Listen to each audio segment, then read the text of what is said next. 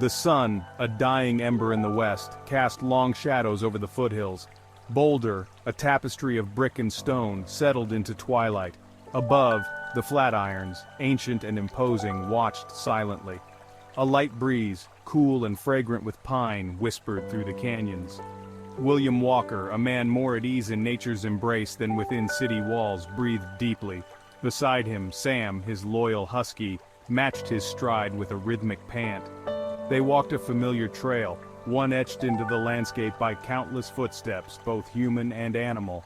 The air held a crystalline clarity, amplifying the distant sounds of the city. Each step on the packed dirt was a step closer to tranquility, a retreat from the day's worries. The rhythmic crunch of their footfalls was a lullaby, a soothing counterpoint to the city's distant hum. William, lost in the rhythm of the walk, allowed his thoughts to drift, to merge with the whispering wind and the fading light. The trail, a winding ribbon of brown against green, led them steadily upward. With each rise, the vista expanded, revealing more of the city sprawling below. Lights like scattered jewels began to wink on as darkness deepened. The air grew cooler, the scent of pine stronger. Sam, his senses attuned to the subtle shifts in the environment, paused, ears pricked. He whined, a low rumble in his chest, his gaze fixed on the darkening woods ahead. William, attuned to his companion's every sound, stopped, his hand instinctively resting on the comforting weight of his flashlight. "What is it, boy?" he murmured, his voice barely audible above the wind.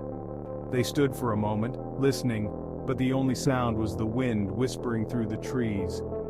The sun had dipped below the horizon, leaving the sky awash in shades of purple and orange. The air, noticeably colder now, carried a faint metallic tang that William couldn't place. He dismissed Sam's unease as a trick of the fading light. They continued, the trail narrowing as it entered a dense stand of ponderosa pines. The darkness here was deeper, the air thick with the scent of resin and damp earth. Sam stayed close, his unease palpable. The rhythmic crunch of their steps was muted now, absorbed by the soft forest floor. Then, William heard it. A low hum, barely audible at first, like a distant generator. It was a discordant note in the symphony of the forest, a sound that didn't belong. He stopped again, straining to listen. The hum grew louder, pulsing, accompanied by a faint, high-pitched whine that set his teeth on edge. Sam whined again, a soft, mournful sound. William felt a prickle of unease crawl up his spine. He had hiked these trails countless times, and he had never encountered anything like this. The hum intensified, vibrating through the air, through the trees, through him. It felt like a physical presence pressing against his chest, stealing his breath. He pushed forward, curiosity battling with a growing sense of dread. The trail took a sharp turn, descending into a narrow ravine. The air here was stagnant, heavy with the smell of ozone and something else, something acrid and metallic. The humming was loudest here, a physical pressure against his eardrums. And then he saw it. A faint glimmer of light, emanating from the heart of the ravine. It pulsed in sync with the humming, a cold, ethereal glow that seemed to suck the color from the surrounding trees. He took a step closer, his hand tightening on the flashlight. Sam whimpered, pulling back on his leash. William hesitated, torn between the urge to flee and an almost hypnotic compulsion to see what lay hidden in the darkness. The logical part of his brain screamed at him to turn back, that this was madness, but some primal instinct urged him forward. He took another step, then another, drawn towards the light like a moth to a flame. The ravine floor was a jumble of boulders and fallen trees, the air thick with mist. The light, brighter now, revealed its source, a circular clearing ahead, bathed in an unnatural, pulsating radiance. As William drew closer, he could make out shapes within the light, tall and slender, like figures carved from obsidian. They stood motionless, arranged in a circle around a central point he couldn't quite see. Their forms were vaguely humanoid, but there was something distinctly alien about them. Their limbs were too long, too thin, their bodies seemingly devoid of any muscle or definition, and their heads. William felt a chill run down his spine, a primal fear that seemed to freeze the very marrow in his bones. These were not things of this world. They radiated an aura of wrongness, of something ancient and profoundly unsettling. He stood frozen, his mind struggling to process what his eyes were seeing. He took another hesitant step, then another, his gaze transfixed on the figures. Their surfaces shimmered, as if they were made of liquid shadow rather than solid matter. As he drew closer, he noticed details that sent shivers down his spine. Fine lines like intricate tattoos etched themselves across their obsidian skin.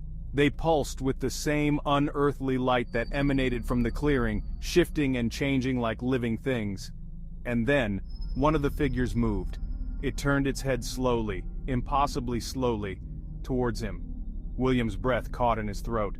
He couldn't make out any features, only the faintest suggestion of a face, a smooth, featureless plane of darkness. But he could feel its gaze, cold and assessing like the stare of an insect. He stood there for what felt like an eternity, caught in the grip of terror and fascination. The figure continued to stare at him, its body perfectly still, its head tilted at an unnatural angle. William couldn't move, couldn't breathe. He was trapped, impaled by its gaze. Then, as suddenly as it had turned towards him, the figure shifted its gaze.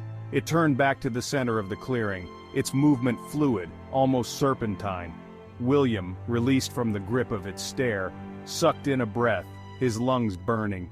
He looked around, his heart pounding against his ribs. The other figures were stirring, their bodies shifting, the lines on their skin pulsing brighter. The humming intensified, vibrating through William's bones, making his teeth ache. The air crackled with energy, with a sense of something momentous about to occur. He felt a surge of adrenaline, a primal urge to flee, to put as much distance between himself and these things as possible. He took a step back, then another, his eyes darting between the figures and the path he had come down. He had to get out of here, had to get help, but his feet felt leaden, his body refusing to obey the commands of his panicked mind.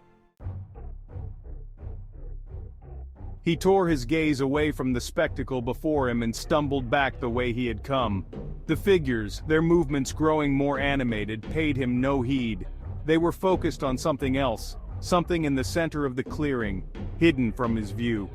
He scrambled up the side of the ravine, his heart hammering against his ribs. Reaching the familiar path, he didn't stop running. He ran until the trees thinned, and he could see the lights of the city in the distance. He didn't slow until he reached the edge of the foothills, gasping for breath, his lungs burning. He turned, looking back towards the ravine, but it was lost in the darkness. He stood there for a long time, his breath slowing, his heart rate gradually returning to normal. The events of the last hour replayed in his mind, vivid and surreal, like scenes from a nightmare.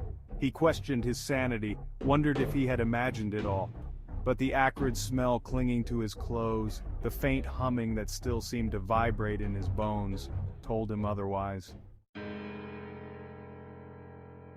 The city lights beckoned, promising a return to normalcy, to the familiar and the mundane. But William knew he could never look at the foothills the same way again. They held a secret now, a darkness that whispered of ancient, unknowable things. He was left with more questions than answers. What were those figures? Where did they come from? And what were they doing in the heart of the foothills? He thought about going to the authorities, about telling someone what he had seen. But who would believe him? He would be labeled a crackpot, a danger to himself and others. And what good would it do? What could they possibly do about something so far beyond human comprehension? No, William decided. Some secrets are best left buried. He would carry this knowledge alone. A chilling reminder of the unseen world that existed just beyond the veil of reality. The city lights seemed to shimmer, their familiar glow suddenly tinged with an unsettling new meaning. He turned towards them, a solitary figure silhouetted against the urban glow, and walked on, leaving the darkness behind him. Or so he hoped.